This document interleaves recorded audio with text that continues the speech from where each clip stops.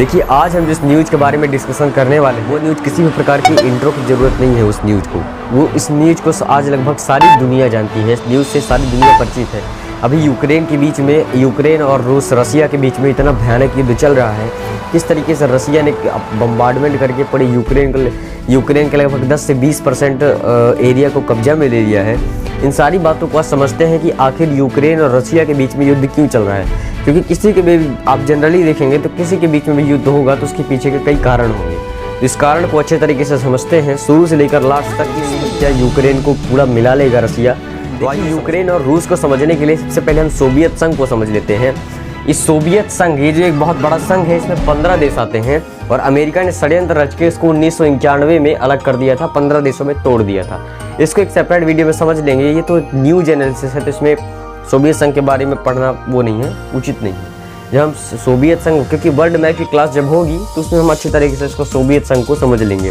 जब रसिया पढ़ाएंगे, रूस पढ़ाएंगे तो उसमें और अच्छे तरीके से इसको सबको समझ लेंगे। लेकिन यहाँ पे सोवियत संघ में 15 देशों को तोड़ दिया गया था। 15 देशों का एक संघ है ये सोवियत संघ, जिसको 1991 में अलग किया गया था, यूएसएसआर यानी सोवियत संघ। इसके अंदर कितने देश आते हैं? 15 देश आते हैं। देखिए, इन सबको आप ग्रुप में समझिए, इसको ग्रुप में समझना बेटर रहेगा। देखिए, जैसे मान लीजिए एक टोकरी है, ये टोकरी है, इसमें मैंने 5 आम डाल दिए, तो इस टोकरी का नाम, ये 5 आम जो डल गए, तो इसी प्रकार से ये जो मान लीजिए आप 5 देश है, इसका हमने एक नाम रख दिया इस टोकरी का, जिसमें 5 देश है, उसका हमने नाम रख दिया सेंट्रल एशिया, KKTTU। इसमें Kazakhstan, Kyrgyzstan, Tajikistan, Turkmenistan, Uzbekistan, ये 5 देश हैं। क्या आपको अगर याद करना है तो हम वर्ल्ड मैप में अच्छे तरीके से समझ लेंगे। Kazakhstan, Kyrgyzstan, Tajikistan, Turkmenistan, Uzbekistan, ठीक है। इसके बाद यहाँ पे 3 देशों का समूह, मान लीजिए फिर से हमने एक टोकरी ली हुई है और इस टोकरी में हमने 3 नाम रख दिए हैं, और मान लीजिए वो जो 3 नाम है वो देश हैं। कौन कौन से देश हैं? ये है जॉर्जिया, आर्मेनिया, अजरबैजान। इन 3 देशों का जो नाम रख दिया गया है काकेश देश। अभी आप लोगों को भी पता होगा, जो रिसेंट डेज में खबर को एक्टिव करते रहते हैं, तो यहाँ पे काकेश देश में, काकेश देश जिनके अंदर 3 देश आते हैं, यहाँ पे बहुत ही भीषण युद्ध चल रहा था काकेश देश के अंदर, अभी लगभग 2-3 साल पहले। यहाँ पे 3 देशों, मान लीजिए फिर से हमने एक टोकरी ले ली जिसमें 3 देश आते हैं, एस्टोनिया, लताविया, लिथुआनिया। इन 3 देशों के समूह को हम कहते हैं बाल्टिक देश। हु हैज़ नो ग्रुप, जिसके पास कोई ग्रुप ना हो, ठीक है, जिसके पास कोई ग्रुप ना हो, मतलब कि हमने 3 आम तो लिए हैं लेकिन उसके लिए कोई टोकरी नहीं है जिसका हम नाम रख सकें। तो वो ये 3 देश आते हैं, मोल्डोवा, यूक्रेन और बेलारूस। इसी यूक्रेन के बीच में, और सबसे ताकतवर, आपको स्क्रीन पे दिख रहा होगा, ये जो पूरा सोवियत संघ आपको मैप में दिख रहा है, इसमें सबसे बड़ा देश आपको रसिया दिख रहा है। रसिया सबसे ताकतवर है क्योंकि इसके पास यूएनओ में वीटो पावर है। वीटो पावर हमने एक सेपरेट वीडियो में समझ ली थी, वीडियो का लिंक मैंने डिस्क्रिप्शन में डाल दिया है, अगर आप लोगों को देखना है देख सकते हैं कि यूएनओ क्या होता है। यूनाइटेड नेशन ऑर्गेनाइजेशन, जिसके 6 सदस्य हैं, जिनमें से यूएनएससी, जिसमें इसको रूस को सदस्यता मिली है, स्थायी सदस्यता मिली है, और वीटो पावर मिला। तो ये जो रसिया है, ये सबसे पावरफुल देश है इस पूरे यूएसएसआर का। यूएसएसआर के अंदर 15 देश आते हैं। कौन कौन से आप लोगों को पता चल गया?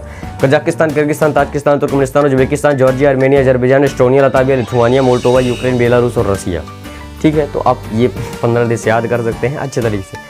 तो ये पढ़ाई बहुत आसान चीज़ है, इसको कठिन बनाया जाता है शिक्षकों द्वारा, सरकारी शिक्षकों द्वारा, ठीक है।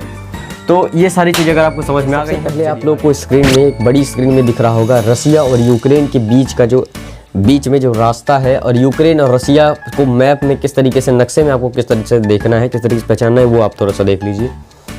जूम करके मैं दिखा रहा हूँ, ठीक है। तो यूक्रेन और रसिया जो है, तो ये जो रसिया है, और आप अगर गौर करें तो यूक्रेन के जस्ट बगल में यूरोप है। ये जो पूरा आपको ग्रीन डार्क कलर का पूरी साइड दिख रही है, पूरा क्षेत्र दिख रहा है, ये यूरोप है। अगर आप गौर करें अगर आप यूरोप के जोन को समझने की कोशिश करें, तो ये जो पूरा यूक्रेन है, ये यूरोपियन देशों में की गोदी में है। अगर आप देखना चाहें, गौर करें, तो ये जो यूक्रेन है, ये पूरा यूरोपियन देशों की तरफ झुका, मतलब पूरा अंदर की ओर धंसा हुआ है, अगर आप जोन को समझने की कोशिश करें। और एक सबसे बड़ा कारण मैं आपको बता दूं कि ये जो यूक्रेन है, ये बहुत ही बड़ा नेचुरल गैस संपदा वाला देश है। अगर आप भौगोलिक स्थिति की इसको देखेंगे, तो जो यूक्रेन है, यहाँ पे प्राकृतिक गैस, नेचुरल गैस की बहुत बड़ी संपदा है। और रसिया का ऐसा मानना है कि ये जो यूरोपियन देश हैं, ये इसको अपने में मिला करके इसकी अपार संपदा को, इसके अपार भंडारण को अपने में लेना चाहते हैं। तो इसके कारण रसिया चाहता है कि यूरोपियन देशों में ना मिले, ये हमारे में मिल जाए। तो ऐसा हुआ भी। ये जो रसिया है, इसने ये यूक्रेन के जो सबसे निचला हिस्सा आपको दिख रहा है, जिसका नाम क्रीमिया है, लाल स्क्रीन में आपको दिख रहा होगा, ये जो क्रीमिया आपको दिख रहा है, इसको 2014 के अंदर रसिया ने अपने आप में मिला लिया, मतलब अटैक कर दिया यहाँ पे। और स्क्रीन पे दिख रहा है कि क्रीमिया साइड से कितनी बड़ी बम्बार्डमेंट चल रही है, कितनी बड़ी सैन्य शक्ति यहाँ पे रसिया ने यूक्रेन को ख़त्म करने के लिए, यूक्रेन को अपने आप में मिलाने के लिए लगा रखी है। तो ये हो गया। और अब देखिए एक रिसेंट न्यूज़ निकल के आया, इसको ठीक है इसने अपना लिया, लेकिन इसके बाद आपको लोहास्क और डोनास्क, दो ऐसे जगह हैं यहाँ पे जिसको रसिया ने अपने आप में मिला लिया, मिलाने की कोशिश की और मिला लिया। ठीक है, तो डोनास्क और लोहास्क को मिलाने के बाद रसिया बहुत ही बड़ा पावर, इसके पास पावर आ गई कि यूक्रेन को इसको ये मिला ही लेगा। तो इसके कारण यहाँ पे यूक्रेन ने नेटो की सदस्यता लेने के लिए कोशिश की, और रसिया चाहता है कि यूक्रेन को नेटो की सदस्यता मिले।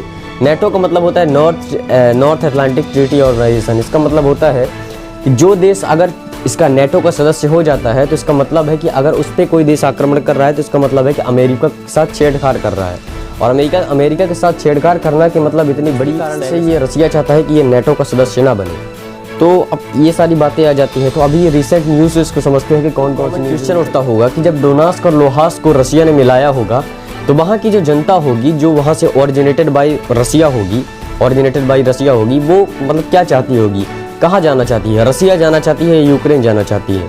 तो देखिए जब ये पूरा यूएसएसआर संघ था तब तो ये सारे एक ही थे, तो ये रसिया से बहुत पास में है, तो यहाँ के लोगों की जो नस्ल है वो रसियन है, मतलब ये रसियन है। और ऐसे लोगों को जिनकी नस्ल रसियन होती है, जो रसिया में जाना चाहते हैं, मिलना चाहते हैं, उनको रसियन सेपरेटिस्टेंट कहा जाता है। तो यहाँ के जो लोग हैं वो रसियन सेपरेटिस्टेंट हैं।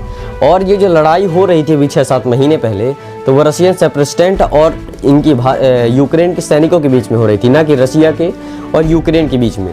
तो जो बड़े बड़े देश हैं जैसे यूके, यूएस हो गए, तो इनका, अमेरिका हो गया, तो इनका कहना था कि इसके पीछे यानी यूक्रेन के जो रसियन सेपरेटिस्टेंट रह रहे थे, इनको भड़काने में सबसे बड़ा हाथ जो है वो रसिया का है। अब इतना बड़ा बवाल मिल हो गया है तो यूक्रेन का साथ देने वाला कोई देश है नहीं, ना ही कोई यूरोपियन देश है, क्योंकि कौन खतरा मोड़ लेगा रसिया के साथ। रसिया के पास वीटो पावर है, स्थायी सदस्यता है। मैंने आपको समझाया था कि यूएनओ के अंदर जो 6 पार्ट्स आते हैं, 6 मेंबर आते हैं, जिसमें UNSC, United nation security council आती है, वो कितनी ज़्यादा पावरफुल है, जिसके अंदर रसिया के पास उसमें वीटो पावर एंड स्थायी सदस्यता है, और इसके पास में मेंबरशिप है, परमानेंट मेंबरशिप है। कि अगर देखिए वीटो पावर का मतलब होता है निषेध शक्ति। अगर 5 देशों को मिला हुआ है, अमेरिका, ब्रिटेन, रूस, फ्रांस, चाइना, इन 5 देशों को वीटो पावर मिला हुआ है, तो इसका मतलब ये होता है कि हम किसी भी चीज़ पे ना कर दें। जैसे मान लीजिए 5 लोग हैं, मेरे 5 दोस्त हैं, मैं आपस में ग्रुप में बैठा हुआ हूँ, 4 दोस्तों को कहना है कि ऐसा करना है, मैं कह दूँ कि नहीं ऐसा नहीं करना है, तो बस बात मान जाए। यही होती है वीटो पावर, जो कि यूएनओ में, यूएनएससी में इसको रसिया को मिली हुई है। तो यहाँ के जो लोग हैं वो रसिया में मिलना चाहते हैं, और इनके बीच में युद्ध भी चल रहा था। तो आइए हम कुछ रिसेंट न्यूज़ का पूरा वॉर देख सकते हैं। देखिए एक हम बहुत ही अच्छे टॉपिक, एक बहुत ही अच्छे विषय के बारे में चर्चा कर लेते हैं। आप में से कई लोगों को लगता होगा कि ये जो विश्व युद्ध होता है अभी, कई लोगों को तो ऐसा लगता होगा कि ये हम डिस्कशन क्यों करें, क्योंकि यूक्रेन और रसिया के बीच में युद्ध चल रहा है, तो भारत को इसमें अपनी टांग अड़ाने की क्या ज़रूरत है, भारत के लोगों को इसमें बात करने की क्या ज़रूरत है। तो देखिए ज़रूरत है। ज़रूरत क्यों है? बहुत से लोगों को तो ऐसा लगता होगा कि मैं तो बेरोजगार हूँ भाई, मेरे पास तो पैसा है, ना मैंने कहीं इन्वेस्ट भी नहीं किया हुआ है, ना शेयर मार्केट में करना कहीं पे भी, तो यहाँ पे मुझे तो कुछ हो नहीं रहा है भाई, क्या कर लोगे, क्या बिगाड़ लोगे। लेकिन यहाँ पे मैं बता दूँ कि आपने जो सरकार को बॉन्ड मार्केट पे उधार दिया हुआ है, वो सरकार वहाँ पे शेयर मार्केट में खुद ही शेयर कर रही है। आपने जो फंड दे रखे हैं, कई लोगों ने फंड शेयर कर रखे होंगे, उस फंड का भी आधा हिस्सा शेयर मार्केट में इन्वेस्ट हो जाता है। तो इससे ये जो शेयर मार्केट में आपने भले ही इन्वेस्ट नहीं किया हुआ है, जिन्होंने इन्वेस्ट किया हुआ उनका तो बहुत ही पैसा लॉस हो ही गया है, लेकिन जिन्होंने इन्वेस्ट नहीं भी किया हुआ है उनका भी बहुत सारा पैसा डूब गया है। तो आइए हम कुछ नई खबरों के बारे में जान लेते हैं। यहाँ पे मुकेश अंबानी को यहाँ पे एक ही दिन में 21,720 करोड़ का नुकसान हो चुका है, केवल एक है। अब यहाँ पे अगर आप पूरी लिस्ट देखेंगे यहाँ पे, तो एलन मस्क को सबसे फर्स्ट में रखा गया है, जहाँ पे 1 लाख करोड़ रुपए का इनको एक ही दिन में नुकसान हो गया है। भाई साहब एक ही दिन में 1 लाख करोड़ का नुकसान, कितनी बड़ी संपदा का नाश हो रहा है। तो इनसे बहुत ही बड़ा ये प्रभाव हो जाता है। तो आशा है कि आप लोगों को समझ में आ गया होगा कि यूक्रेन और रसिया के बीच में युद्ध क्यों है। तो अभी हम इसके बारे में न्यू अपडेट लेके आते रहेंगे। तो आइए अब, क्योंकि आज हमने इसका कारण समझ लिया है, तो इसमें अब न्यू अपडेट डालने में आसानी होगी, जैसे कि कितना खर्चा हुआ, क्या हुआ, ये सारी चीज़ें तो आपको समझ में आ गई होंगी। आगे इसके बारे में हम पर डे इसमें वीडियोज़ डालेंगे कि यूक्रेन और रसिया से क्या सब खराब हो चल रहा है। तो आशा आप लोगों को समझ में आ गई होगी। तो मिलते हैं अगले वीडियो में, धन्यवाद।